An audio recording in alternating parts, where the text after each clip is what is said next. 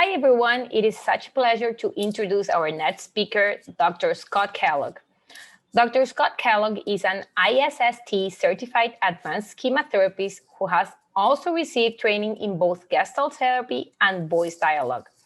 He created the Transformational Chairwork Psychotherapy project in 2008, and he currently teaches his method of psychotherapeutic dialogue to practitioners in both the United States and abroad. Dr. Kellogg is also in private practice in New York City, and he has received his doctoral in clinical psychology from the Graduate Center of the City University of New York, and he has served on the faculties of New York University, the Rockefeller University, the Yale University School of Medicine, and Teachers College at Columbia University. He's also the past president of the Division of Addictions of the New York State Psychological Association. In his writing, he has focused on such topics as Gestalt Chairwork, humanistic addiction psychotherapy, and schema therapy. Dr. Scott Kellogg, welcome, and thank you so much for accepting our invitation. Thank you very much, Celeste. Really a pleasure to be here, a privilege to be here with the Latin American Federation of Cognitive and Behavioral Therapies. So today I'm going to talk about chairwork and the 4 dialogues and share some of my experiences, some of my ideas about how we can use chairwork to really transform our practices and bring this incredibly powerful tool to our work. So some thoughts about the foundations. So the foundation for chairwork, the foundation for chairwork psychotherapy are the 4 orienting principles. And the first is multiplicity of self. It's clinically useful to understand people as containing different parts, modes, voices, or selves. I would say parenthetically, certainly multiplicity of self is at the heart of schema mode therapy. And it's kind of my hope that we can get multiplicity of self into cognitive therapy. It's certainly implied. I think David Burns, you can see him talking about different voices in different chairs. But I think cognitive therapy has not yet fully embraced a model of multiplicity. But I think that would be really very useful for that particular therapy. The second, it's healing and transformative for people to give voice to these different parts. The third, it's also healing and transformative for people to enact or reenact scenes from the past, the present, or the future. And the ultimate goal of chairwork, and I think really the ultimate goal of all of psychotherapy, is the strengthening of the ego, the healthy adult mode, or the inner leader. A little history. As many of you know, Dr. Jacob Moreno is the creator of psychodrama, and it's Dr. Moreno who created chairwork. But chairwork, as we come to know it, is really the work of Frederick or Fritz Perls, the creator of Gestalt therapy. Starting in the early 1950s, going to the early 1960s, Perls sort of worked with Moreno. And it's here that Perls learns chairwork from Moreno. But in my opinion, Perls takes chairwork beyond what Moreno had envisioned and really turns into what I would call a psychotherapeutic art form. Following Perls' death in 1970, many sort of integrative therapists took chairwork, they re-envisioned it, they applied it in different ways. So we really have a body of like 50 or even maybe almost 60 years of chairwork practice. In 2018, I discovered the 4 dialogues. And the 4 dialogues was essentially a crystallization of 50 years or 55 years of practice. And what I found was that we can understand chairwork really consists of basically 4 core dialogue stances. That all of chairwork can be done using one of these stances or various combinations of these 4 stances. So the good news is, if you want to learn how to practice chairwork, there are only 4 things you need to learn. You don't need to learn 10,000 things. You only need to learn 4 things. Having said that, there's a simplicity to this, but there's also great depth to each of these 4 things. The first one is giving voice. So you might say to a patient, I'd like to invite you to move to this chair, and I would like you to speak from your heart and speak from your pain. So we might consider this when patients say things like, there is a deep grief within me. Maybe move to this chair and speak from your sorrow. Or there's a part of me that wants to cut myself as soon as I leave the session. Can I talk to this part? Can I better understand the part that wants to do the cutting? This connects us to Gestalt awareness practices, and it connects us to voice dialogue. Also connects us to the paradoxical theory of change. Arnold Besser, a Gestalt therapist, wrote that the way to change is to more deeply be yourself. Giving voice is the heart of the work. Nothing else is needed. Dr. Rolla May said, the experience of despair may well lead to the deepest insight and most valuable change. So it is the more deeply we experience or express an emotion or going deeply into something, that by itself can lead to change. This is a core belief in Gestalt therapy that is really not embraced by other therapies, but more profoundly experiencing an emotion, delving into a part, that in and of itself is transformative. So another way of using giving voice, or the giving voice stance, is existential intentionality. So there are times in a patient's life or in our lives when we make a decision, when we say yes to something, we say no to something else, we choose a path. And I often like people to stand behind the chair and kind of claim this personal authority, claim this decision.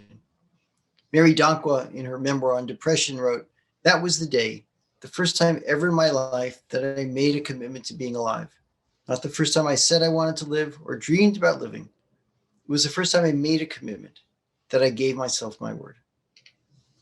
So giving voice allows us to amplify and give expression to a feeling, enables us to interview a part to better understand it, and empowers people to claim personal authority and affirm the decisions they are making in their lives. Excuse me. The second one of these is storytelling. Robertson Holmes wrote, "At the heart of any therapeutic encounter, there is always a story." I might say to a patient, "I sense that holding a secret inside for so long has been a terrible burden. If you're willing, I'd like you to move to this chair and tell me the story of what happened." So we might consider this when a patient says, "There are stories within me that I've never been shared," or "I told a few people about the accident when it occurred, but I do not feel like I ever really talked it through." The third one is internal dialogues. And here you might say to a patient, "You seem to be of two minds about the project. I wonder if you're willing to go to this chair and speak from the part that wants to go forward, and then to this chair and speak from the part that is having second thoughts." So here we're using two chairs and we're giving voice to different parts of the self. So the patient might say, "I'm conflicted about the situation," some sort of inner dialogue. "I have a deep fear of elevators. I'm afraid that I will be trapped in one and die there." So here we have cognitive distortion and rational response, cognitive restructuring. "I have this voice in my head that keeps telling me how bad I am," inner critic on the one hand, healthy adult mode on the other. And typically this takes one of three forms, what I call polarity dialogues, when different parts of basically different values get to speak. Alternative dialogues, which is more like cognitive restructuring, something where a view we're holding and then a new alternative view. Or mode dialogues, where different parts of the self can speak with each other and look at their relationships. And relationships and encounters. So you might say to a patient, "I sense that you're still very stuck, even though the relationship ended 2 years ago. I'd like to work this if I may. I'd like you to imagine her sitting in this chair, and I'd like you to talk to her and tell her what you're feeling." The patient can sit in one chair, they can imagine a person from the past, the present, and the future, and they can speak to that person. So you might say, "I know it's been 3 years, I'm still grieving the death of my mother," right? A grief and loss dialogue.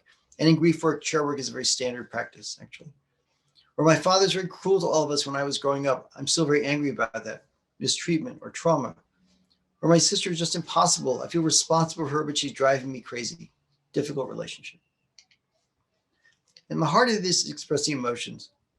Expressing love, expressing anger, expressing fear, expressing sorrow and grief in some way.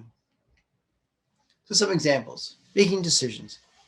So patients come to us because they want to make a decision, need to make a decision, or a decision arises in the therapeutic journey.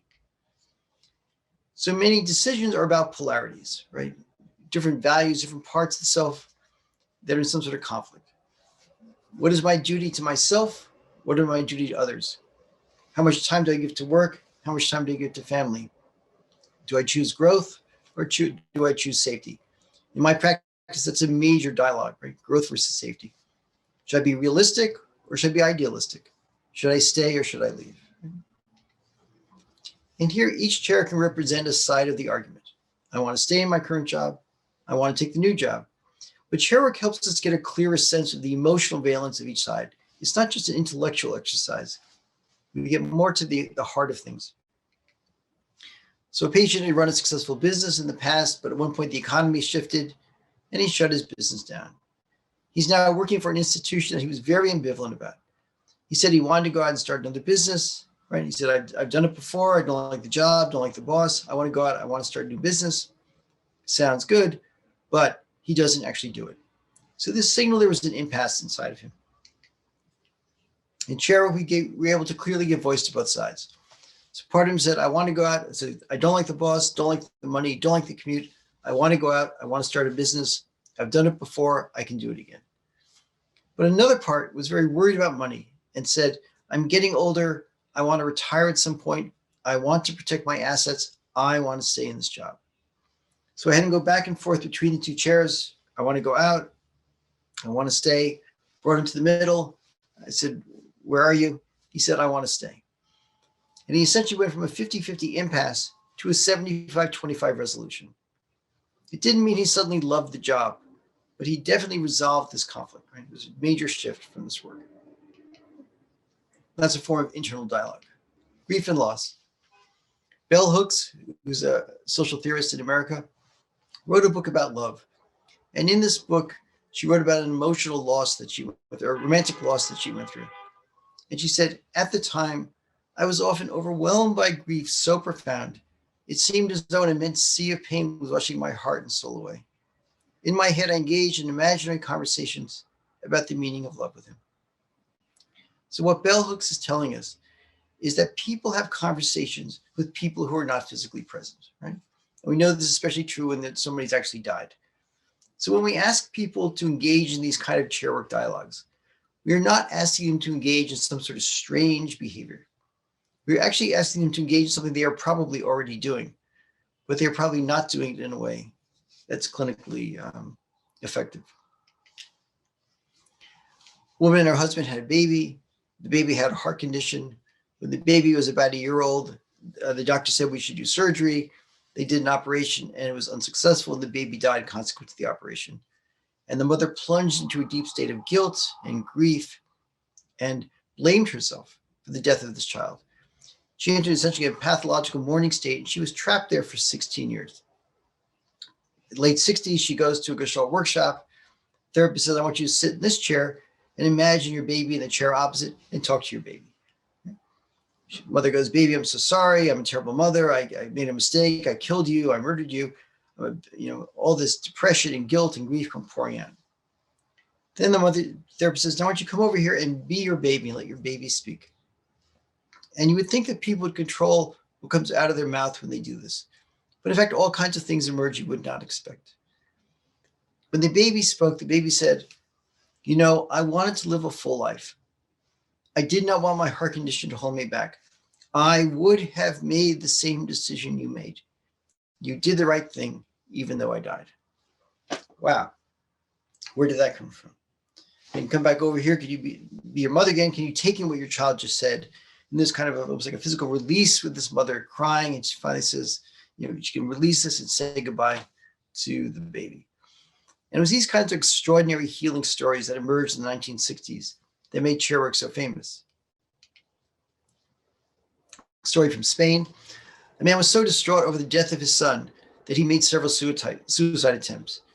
He was also having hallucinations about bringing his son back from the dead.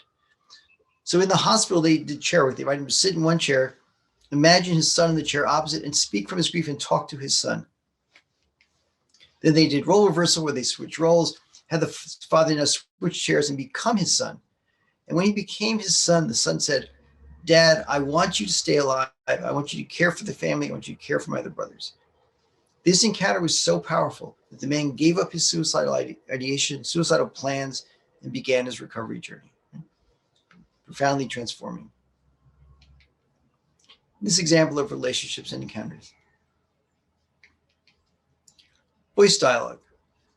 Voice dialogue is a kind of a marriage of Gestalt therapy and Jungian analysis. And it was created by Dr. Helen Cedra Stone.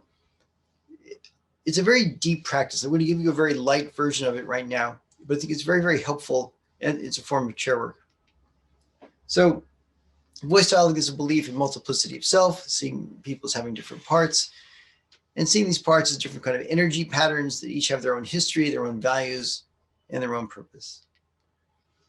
So voice dialogue can include giving voice to different parts that exist within the self, while also creating a self-witnessing mode in centers. We're going to have center, we're going to go out to a chair, come back to center.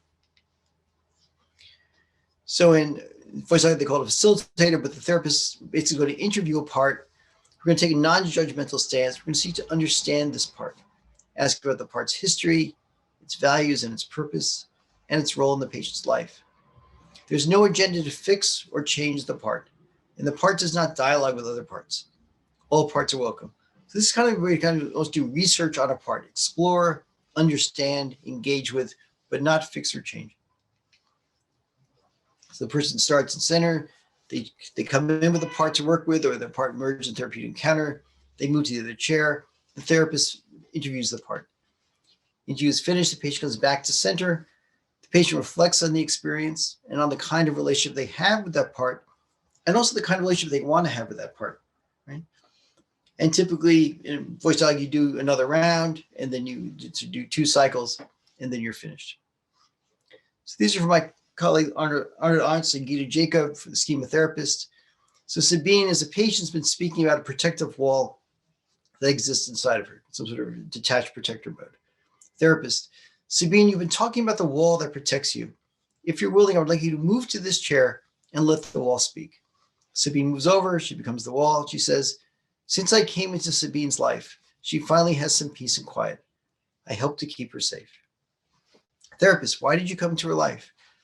I first came into her life because her father would get aggressive and threaten her. I would shut everything down so she could survive.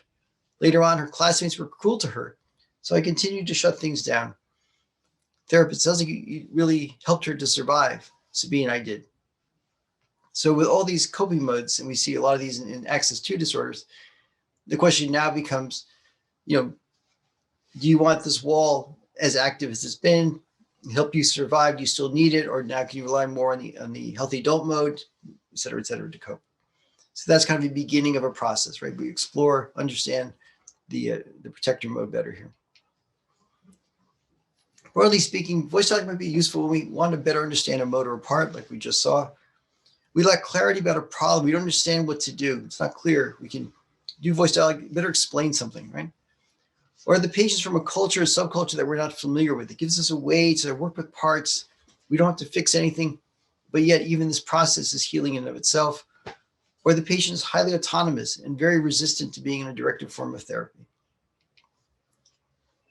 Looking at ACT for a minute and diffusion, I think in ACT, the central diffusion technique is teaching the patient to say things like, I'm aware that there is a part of me that is frightened, rather than saying, I am frightened. With giving voice or in voice dialogue, patients can begin in center and then move to different chairs to give voice to the different parts. And when this is finished, they move back to center. And here the leader can say things like, I am the inner leader, or I'm the healthy adult mode, and this is my life. There is a part of me that is frightened. It is a part of me, but it is not all of me. I am the inner leader, and this is my life. And we've also had the experience now of space where we've actually moved that part physically away. So I think there's a nice overlap between voice dialogue and diffusion. And this is, of course, an example of giving voice. Difficult experiences. Glenn Close, who is the actor who's done a great deal with mental health issues, she's got many people in her family who have severe mental illness. She said, in our stories lies our salvation. Finding the courage to tell our stories will save lives. So one thing we've been doing for a long time in transformational chairwork is trauma-centered storytelling and repetitive storytelling. So a patient has a trauma or a secret narrative or something, we invite them to move to another chair, tell the story, tell part of the story, whatever you want to do today. When they finish, get up, move around, shake it off, sit down, and tell the story again. Tell it again, get up, move around, shake it off, sit down, tell the story again. Finish, get up, move around, breathe a little bit, sit down, tell the story again. Get up, move around, sit down, tell the story again. 4 or 5 times in a row. So as you can imagine, this is a highly emotional, it's exposure therapy really, but very powerful emotional experience. So what you begin to find is that patients begin to tell more details about the story as they're doing this work. And as they give more details, it means they're now integrating the story, right? Which is many ways what PTSD is about is PTSD is the story is trying to get into consciousness and the mind is trying to keep the story away, right? Even back to 1895 Freud, you can see the same kind of model. The other thing I've learned is that talking to patients is that therapists, they say therapists don't want to hear the stories, right? Therapists avoid trauma stories. And I worked in a trauma study for 3 years. And I certainly understand that when you hear these stories, you want to cringe, you want to protect yourself, you want to, hold yourself tight. These are very disturbing stories. But when you do repetitive storytelling, what happens is that the therapist begins to habituate to the story, right? That we get used to it, feel less frightened. We feel a little more relaxed. We can breathe a little bit more, which gives us the freedom to ask questions, even to ask intimate questions about things that happened in the story. So the patient is getting some sort of integration, and the therapist is gaining freedom. So everybody gains. But as I'm saying this, I suspect that some of you are thinking, this sounds really intense. What about re-traumatization, things like that? Well, obviously you need to use your clinical judgment. But lately I've been very impressed by the work of my colleagues Eckhard Roediger, Bruce Stevens, and Robert Brockman. Right? And they have done what I call three-person storytelling. So there are three ways to tell a story. First person is what I just said. You move a person to a chair, and you say, tell the story in the first person. I was in a car accident, and these are some of the things that happened to me. What I really come to like is what I call third person storytelling. You move to a chair and tell me the story of what happened, but talk about yourself in the third person. So if the patient's name is John, John sits there and goes, John was in a car accident. These are some of the things that happened to him. This is a remarkably powerful way of doing trauma work. Right? It's easier for the patient, but there can be a lot of emotion, a lot of processing, right? And also, if there's issues of guilt or self-blame in the story, it helps the patient get more space from that. So they get the freedom to kind of go into difficult things because they're talking about somebody else. Right? Second person storytelling is kind of in the middle between the two. And here you do two chairs. The patient sits in one chair, they imagine themselves in the chair opposite, and they tell themselves what happened. John, you were in a car accident, and I understand that these are some of the things that happened to you. And here you work with the patient to speak to themselves in a way that's filled with compassion and filled with empathy. So I especially like this third person storytelling. Perhaps you will try it. It's quite amazing. Going back to Dr. Moreno with catharsis, he said, every true second time is a liberation from the first. If we repeat an experience and we really connect with the emotional release, we will begin to heal. And this is a form of storytelling, of course. Schema restructuring, so this is more in the CBT world. This is work from Jeff Young. Ivy had a self-sacrifice schema. That means she puts the needs of others before her own in a problematic way, right? Not just in kind of a moral way, but kind of beyond that. It's causing her to feel frustrated and depressed. She's being activated with her friend Adam. So when she's with him, they focus on his life and his challenges. Even though he asks about what's going on with her, she feels very blocked, doesn't feel okay talking, returns the focus back on him. So her self-sacrifice scheme is blocking her from sharing her own issues and her own concerns. So she does a dialogue with Jeff. One side is the schema side. It says, don't be selfish. His needs are more important than you. He should talk and you should listen. And then they co-create a healthy side, which says relationships are based on reciprocity. I should listen to him and he should listen to me. And they go back and forth and back and forth. And then finally, when she's in the healthy side, she gets angry at the other schema. And that, of course, is the sign that the healing is beginning to take place. And then moving from CBT to schema therapy, she then closes her eyes and does imagery work, goes back to childhood where she gets the origin of the schema, which is her mother who used to say, basically parentifies her and says, you should be taking care of me and not me taking care of you. So now she, in the imagery, she now has a dialogue with the mother and says, it costs me too much to take care of you. It cost me my sense of self, right? And the way they're doing this, cost-benefit analysis, looking at coping modes. So coping modes are not really like they're sort of true or not true. It's more like, are they useful or not useful? And the general feeling about coping modes is they were historically useful. They help people survive. That's why they use them. But the question is whether their current manifestation is helpful or problematic. So here we can create a list of the positives of the coping mode and the negatives of the coping mode, and use this as a foundation for our Chairwork dialogue. So, Nicole has a bully and attack mode, which means she's very aggressive with other people, right? So what are the benefits of her bully and attack mode? Other people will respect me as they're afraid of me. And perhaps the most important one, I can make sure that no one will abuse and hurt me, right? I've been hurt, I've been taken advantage of in the past. That is not going to happen again. What are the costs? Others are afraid of me. That's why they don't like me. That means I'm isolated. That means my life is filled with loneliness. And I keep getting in trouble with the law. I have problems with the police. I'm going to lose my freedom. So we go back and forth between I will be strong, I will be safe, no one's going to hurt me, and I'm going to have a lonely life and I'm going to lose my freedom. Right? And we go back and forth. And out of that, we can then move to the next step of the mode dialogue, where the healthy adult mode can speak to the bully and attack overcompensation mode. See, can we find a new relationship? Is the healthy adult mode now strong enough to be assertive, to claim power that she doesn't need to be so prepared to fight? Right? So that's kind of how we move forward with that. And these are internal dialogues, different parts of the self engaged in some way. So these are all models that I just give you of kind of using one dialogue to solve a problem. But, and that often is all you need to do. But sometimes you need to do more things. Right? So we're looking at some complex dialogues.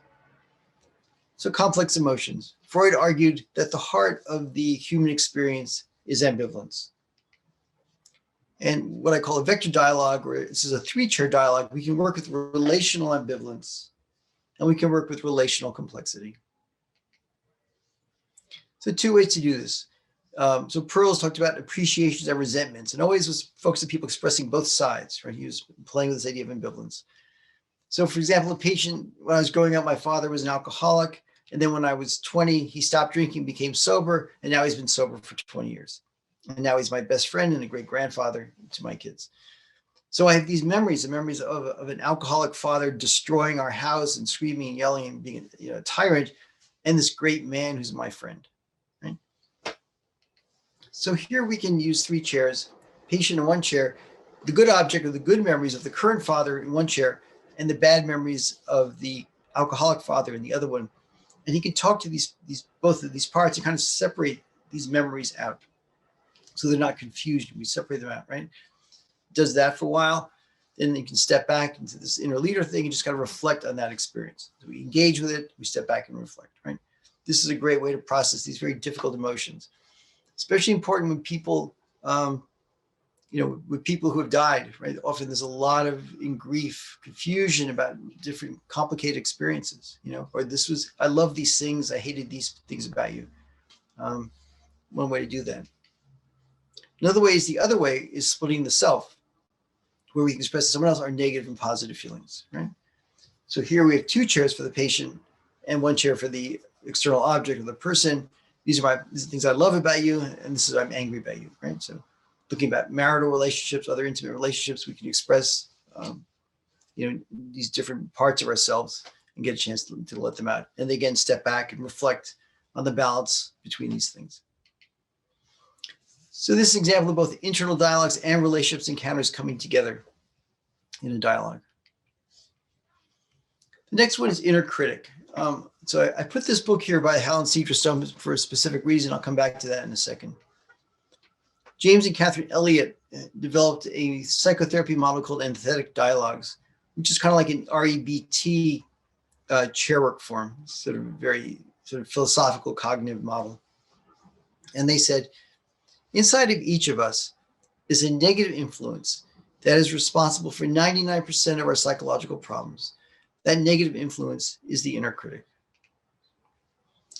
This is a long story here, but I'm just going to cut to the chase. We look at the inner critic literature, we find there are two models of the inner critic. The older model said, the inner critic is an internalization of abusive, figures in the patient's life, early life, parents, teachers, whatever it was. And these voices live inside the person, and they can be hostile, they can be malevolent, they can be malignant. And you see this in the borderline world, you see this in people who've been highly traumatized. But the Stones have argued that the inner critic actually develops, early on in a patient's life. as a kind of a protector mode. It's there to keep the patient safe. And it's actually very, very anxious, right? So one question is, which kind of inner critic are we working with? So here we again move to voice dialogue. Ask the patient, why don't you move to this chair and be your critic, and let me talk to your critic, right? So we want to understand its origins and its purpose. And we all understand its core value. And I got this from the work of Leslie Greenberg. I think this is very important. Whenever there's a criticism, there is always a value, right? Self-criticism, other criticism, there's always a value, and somebody is not meeting that value. So you want to go, what is the value? Why is this important? So if the critic is saying to Susie, you're too fat, you got to lose weight, I would say to the critic, why do you care if Susie loses weight? What difference does it make? And I will push the critic to explain to me why it matters. And what you eventually get to is, I want Susie to lose weight because otherwise she will be teased and rejected by other people. Okay, so it's an anxiety driven. If it's an internalized oppressor, it may say something like, she's a fat, disgusting pig, and I wish she would die, right? Then you get a sense of which critic you're working with. If it is a malevolent critic, your basic strategy is to tell the patient, you are not to listen to that voice, and we kind of work together to fight off the voice and say, you are evil, you're not on my side. But if it's an anxiety voice, and that's much more common in North America, we want to work to understand the underlying fears and anxieties. We affirm, I can see that you've been useful and you have good intentions, or in the patient's life, but how is it working now? Right? And often it's missed the mark, and it's causing all kinds of problems for the patient at the present time. And often the critic will say, yeah, it's not working, right? So now we bring over another chair, and the patient move to that and become the healthy adult mode. In the healthy adult mode, and the inner critic will have a dialogue that go back and forth. But fundamentally, you want the healthy adult to say, this is my life. It is not your life. Okay? And we begin to shift the power from the inner critic to the healthy adult mode. Right? So we look at, what are the values of the inner critic? What are the goals of the inner critic? What are the values of the healthy adult mode? Do they share the same values? Often they do, but sometimes they don't, or sometimes the healthy adult has other values. Because the inner critic is very frightened and very focused on survival, right? So, and you want to shift, how much power can you take into the healthy adult mode, into the inner leader, and now turning the inner critic into kind of a coach, or using its gifts to kind of help make a team with the healthy adult to go forward. And these are examples of mode dialogues. The inner leader, the healthy adult mode, speaking to different parts of the self. Just another version of this, another way to work with this. Paul Chadwick in England, CBT therapist who works with severely mentally ill patients in the UK. He says these patients have very, very negative self-concepts, and you are not likely to persuade them that these are distortions. So what he essentially does is make a list of all their negative thoughts about themselves. I'm fat, lazy, ugly, stupid, useless, and I never should have been born. And then they co-create a positive alternative script. Have you ever done anything kind, anything generous, anything courageous? You ever accomplished anything, right? I gave my mother flowers on Mother's Day. I shared my lunch with Tom. I took care of Susie's cats. I write for Amnesty International. And so we kind of work with that. And I put the chairs facing in the same direction, right? So they stand behind one chair and they say the negative things. I'm fat, lazy, ugly, stupid, useless, and I never should have been born. They move to the other chair. I'm kind, loving, compassionate, and caring, and I write for Amnesty International. Back to the first one. I'm fat, lazy, ugly, stupid, useless. Second chair. I'm kind, loving, compassionate, and caring. Back to the first. I'm fat, lazy, ugly, stupid, useless. Second chair. I'm kind, loving, compassionate, and caring. Back and forth and back and forth and back and forth many times. And what we're doing here is creating complexity of self. That when this patient entered therapy, they were a bad person. But now through this process, they are now a bad person, but they are also now a good person. We're creating an alternative self inside. And we know from the research that inner complexity is associated with better mental health. The reason the chairs face in the same direction is because the negative self is very, very strong, right? The good self is very fragile. I do not want a direct engagement, right? So you don't want to do disputation work here, right? You want to keep these parts separate and have the person go back and forth. And I actually write out these scripts and I keep them, and every week I have the patient do it again and do it again. And I watch as the percentages shift. It might be, 70-30 the first time with negative 70, positive 30, 60-40 the next, 55-45. It's an amazingly powerful and amazingly dramatic way to work with people, right? But again, you want to keep the voices separate because the positive is not strong enough. That negative has been there for a long time. So here we see both giving voice and internal dialogues. And then one last one, interpersonal mistreatment and trauma. So these are ways of working with trauma or these kind of stories using all four of the dialogues. And you can use just one of these or any combination of these four. Just want to run you through them. So telling the story, we saw this before, right? So using the various storytelling strategies, either first person repetitive or third person or second person. Relationships and encounters. So here we have chairs for the people involved. We express anger and fear and distress and sorrow. Right? So chair, we can speak and nurture the abused chair in one chair. In another chair, we can confront the abuser. In a third chair, we can confront those who knew and did not protect the child. Often patients are most angry at those people.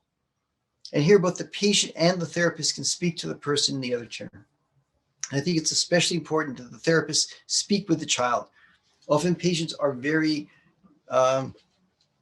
harsh on the child. They have no sympathy or empathy for the child. Right? That's where we can step in. And a little bit different from imagery or scripting, where you can actually change the story. When I speak to a child in a chair, what I say to the child is, I know what you are going through. I understand what's happening to you, and I feel deeply and profoundly distressed by that. I cannot fix it. I cannot change it, but I am here, I am with you, and you are not alone. And one of the most powerful things, even socially for people who are oppressed or people, is to know that they are not alone.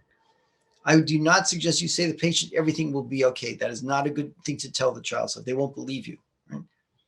In an imagery or scripting, which I also do, you can then change the narrative. But in the chair work, I think it's about, I am here, I am with you, I know you are seen and you are heard. Right? So I think it's a powerful way of working with this. And also, it's generally best not to have the person play the role of abuser. I would not do a role reversal and have them be in the abuser chair. Emotional abuse is an example. So here we can fight back. We can repudiate the toxic messages that were given to them and affirm themselves and validate the needs they had as children. Jeff Young often talks about sort of this early emotional disconnection that the parents do not understand the needs of children and they do not understand the developmental capacities of children. And that leads to these kind of early maladaptive schemas. Patient puts her grandmother in the chair and says, you are so mean. I hate you. I do love you, but I hate you. I hate being here with you. You constantly talk about dying and death. Death, that's it, every day, every day. I resent the times you called me a tramp, she says. I was never a tramp. You always said you'd become pregnant. I never did things like that.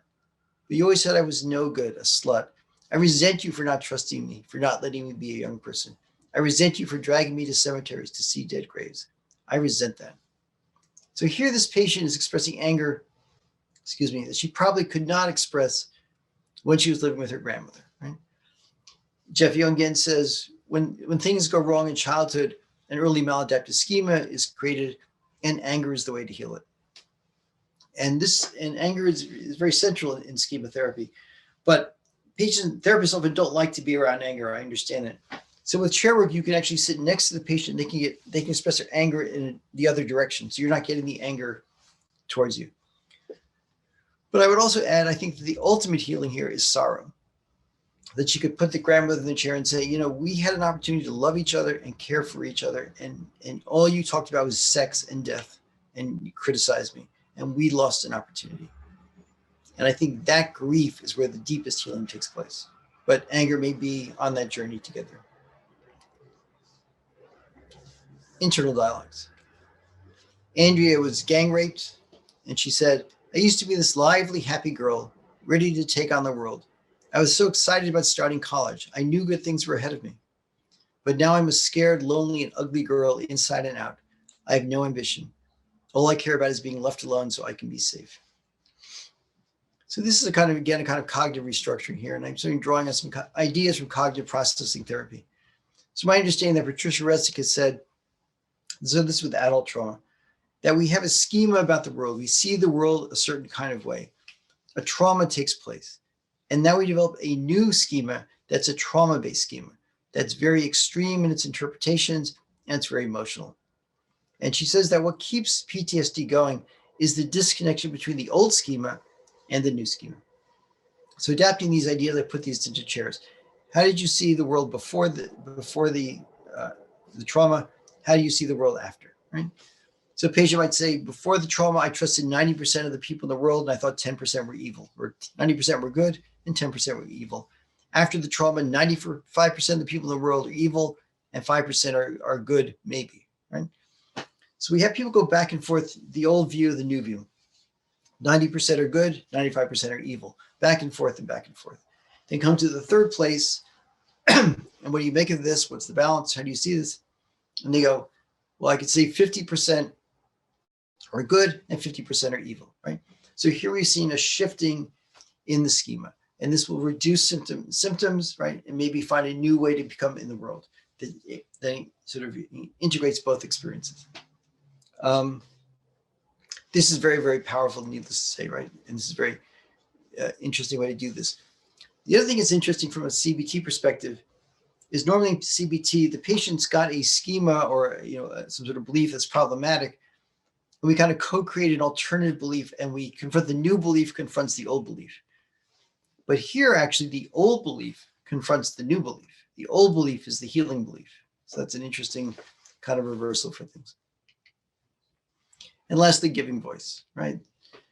So the Gouldings created something called Redecision Therapy, which was really a precursor to schema therapy. And they emphasize that we make decisions early in our lives because of the traumas or difficulties or whatever we've experienced, and we live our life that way. But when we come to therapy, at some point we want to make a new decision, or they would call a redecision, changing your life, giving up a symptom, right? Giving up various behaviors, right? If you're living in fear, claim courage. If you're cutting yourself, you stop. If you're drinking too much, you stop drinking. Whatever it is you're doing, I give up the symptom, I claim authority, right? So I will no longer live this way. I will heal from the damage. I'm now choosing a new, healthier, more self-affirming way to live, and I am claiming power and personal authority. So 3 women they worked with, this is 3 separate women. One said, from now on, I'm going to find trustworthy people, and I will trust them. Everyone is not like you. Or I enjoy sex today in spite of what you did to me. You are no longer in my bed. Or I can laugh and jump and dance without guilt because fun didn't cause you to rape me. It was your perversity. Okay? So beautiful. This is more at the later part of therapy. Okay? But you've seen now 4 different ways of using the dialogues to work with trauma. So how does Chairwork heal? So just some thoughts I'm thinking about. Why does this work? How does this work? Working with chairs brings greater clarity to the parts, which leads to greater control over them. It facilitates encounters and dialogues among the parts that might not occur naturally. Promotes high levels of affect and emotional expression, which facilitate both cognitive restructuring and the resolution of traumatic experiences. And it can trigger creative processes within the individual that can lead to new life solutions. So with that, I always like to thank the masters, Dr. Moreno, Dr. Pearls, and Zerka Moreno, Dr. Moreno's wife, for this extraordinary gift of Chairwork. And so with that, I thank you for your attention. Thank you so much, Dr. Kellogg. What an amazing presentation you just gave us. Thank you for sharing your knowledge with all of us here in Latin America. And now we'll go briefly to a short question and answer session. The first question I have here for you is that, as you know, due to COVID, we were all kind of forced to go online, to do online interventions. And a lot of people were not prepared to work with online interventions.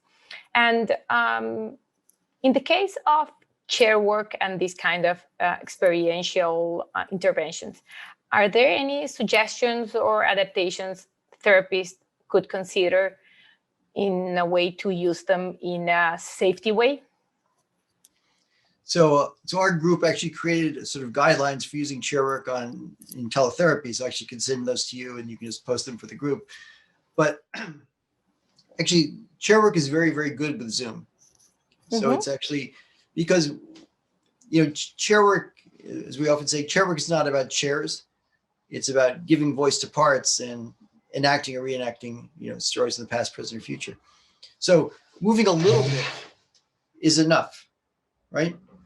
Or moving to the other side, right? And then coming back to center. So it's center. So micro movements shift the person and shift the energy. But for other things, you can actually have people stand up. You can actually get the chairs. You can move back a little bit with the camera. I'm a little too close here. But you can do that full thing. But even these micro movements shifts the person. So it's been, I didn't know that, but it's been amazingly effective with chairs. So you can move more and have them move the camera, so there are kinds of ways to do this. But it's the shifting breaks things. It doesn't have to be 10 feet. It can be a foot, right? Although, for an inner critic, you might want to move it a little bit further, but you can play with the space. But yeah, it works very well with Zoom. And I actually find, strangely, I think it's more effective for some patients than actually face-to-face, because as I'm looking at you, and you're looking at me, it's very focused. There's a very intense quality. Now, for some therapists, they don't like that, and that's not what they want to do. But for Chairwork, we're really getting into intensity. It actually can really heighten things. So that's an answer, I guess. Those are certainly great tips for people watching us during this presentation. On the same line, are there any risks or disadvantages people using Chairwork in an online version of it should consider when using the technique?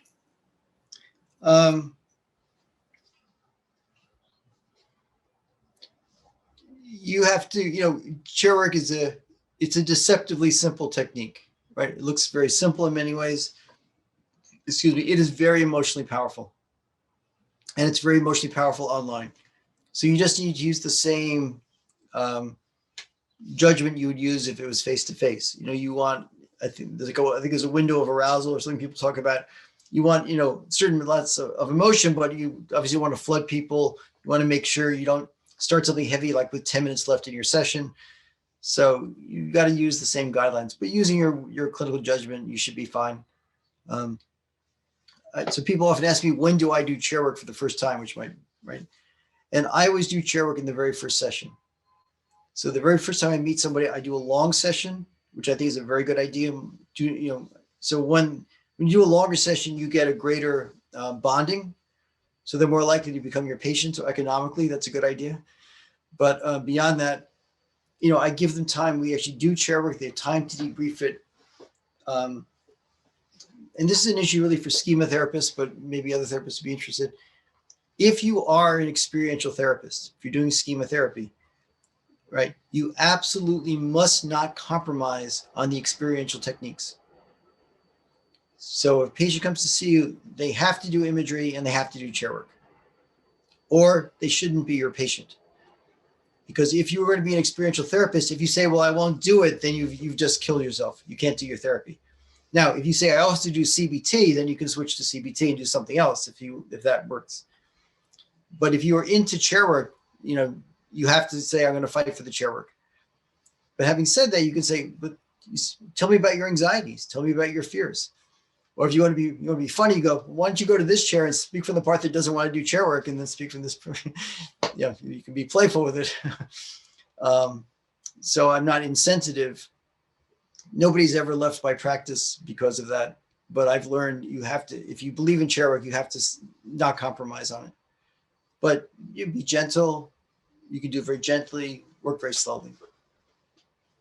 I have one more question for you. This is very interesting. So actually, I have a lot of questions, but due to the time, I have one more. Okay. As you just mentioned, all these Chairwork are very emotionally powerful techniques. In the case of online interventions, do you have any suggestions in case of, let's say, technical issues, or maybe our connection goes down, or how to handle these kind of situations that may be not that controllable in the online version of it? So I've been having this funny experience, which is completely non-scientific. I know you're doing a scientific conference, but I find that when people say things that are very emotional, my Zoom keeps freezing and crashing. So I don't know whether Zoom cannot tolerate high levels of emotion. It's like weird and bizarre, but it happens to me all the time. But anyway, other than that, I've never had this problem. We basically just reboot, come back in. So I haven't found a technical issue with Zoom. But I do find them something about high levels of emotion, maybe the system, just the way it processes it in North America. It's a weird thing, but it happens enough that I think something must be up, maybe technically with the Zoom. But I have very profound, experiences. We just did a training in Brazil. We did training in Russia now. We went to very deep places with people. It was really quite astonishing. So, you want to have a good internet connection. And I guess if you don't have good internet connection, maybe you should wait and not do it till you can find one that works better. Because you don't want to be crashing in the middle of a trauma story. You don't want the patient to disappear on you. You don't want to disappear on the patient. But in general, that's not really been an issue for me. So. Okay, thank you for sharing all your knowledge with us. We could actually stay all day hearing and learning from you, but unfortunately, it is time to close our presentation. Scott, we don't have words to thank you for your availability, your generosity, this so practical presentation you just gave us, that it will certainly give an impactful contribution to all of us today. Thank you so much. Now we are going to continue to our symposium schedule.